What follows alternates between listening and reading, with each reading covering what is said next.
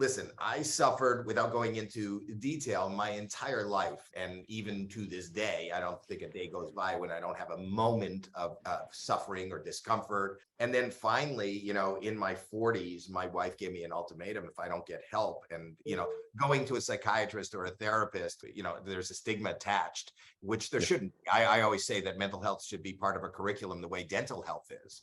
Mhm. Everybody gets their teeth checked and they go no cavities, and they take their kids. So when I got diagnosed, part of my OCD, besides rituals and all different things and dark thoughts and depression and anxiety, is my fear of germs, which I make light of. But I was on the Howard Stern show. I was on at the same time as a guy that was doing puppetry of the penis, which was I don't have to go into a detail, and he was going to leave. So my eye and my mind followed his path, and he touched the door handle and he left when he was finished, and I was still there. Not unlike today, I was wearing short sleeves, and sometimes I could pull down my sleeve and touch the door handle. So he finished the interview, and I was about to leave, and I was trying to, and I said, "Can somebody open the door? I don't want to touch the door." That guy touched it, and they go, "No, open the door." They thought that was kind of funny, and I said, "No." And then I went to grab a tissue, and somebody took the tissue out of my hand, and they thought that was funny. And then out of desperation, I started having a panic attack, and Mhm. my heart was palpitating. And I said, thinking that I was in commercial, I said, "Howard, I'm going to be totally honest with you. I've been diagnosed with something called obsessive compulsive disorder, and it's real, and I'm medicated." And so they opened the door for me, and I walked out into the hall, and I realized that it wasn't during commercial. They had been broadcasting. And in that moment, I've never had such a dark, desperate, scary moment, because I thought, oh my God, now I have just released this.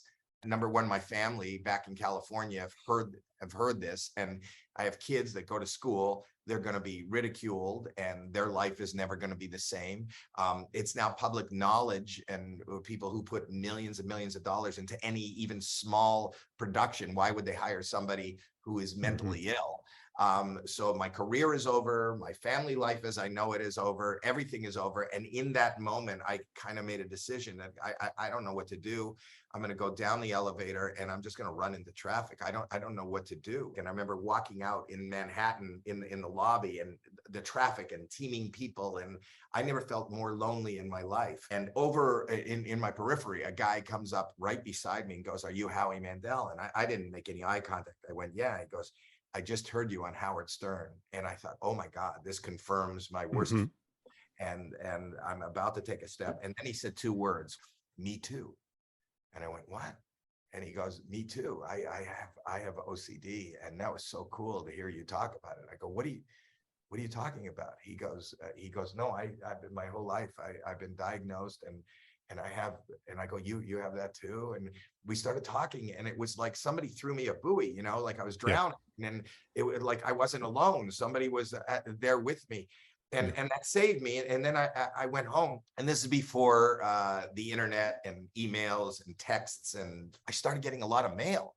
And I was getting mail. People were going, "We heard you on Howard Stern. That's amazing that you were able to talk about it." And it's the first time that, I realized, because there's no lonelier place than in your own head. And it doesn't have to be OCD. It could be the pressure of a breakup. It could be the pressure of work. It could be being diagnosed, or somebody you love being diagnosed with something, or losing or loss. And we all feel alone in those moments. And I realized that the first little rope that we could call are our words.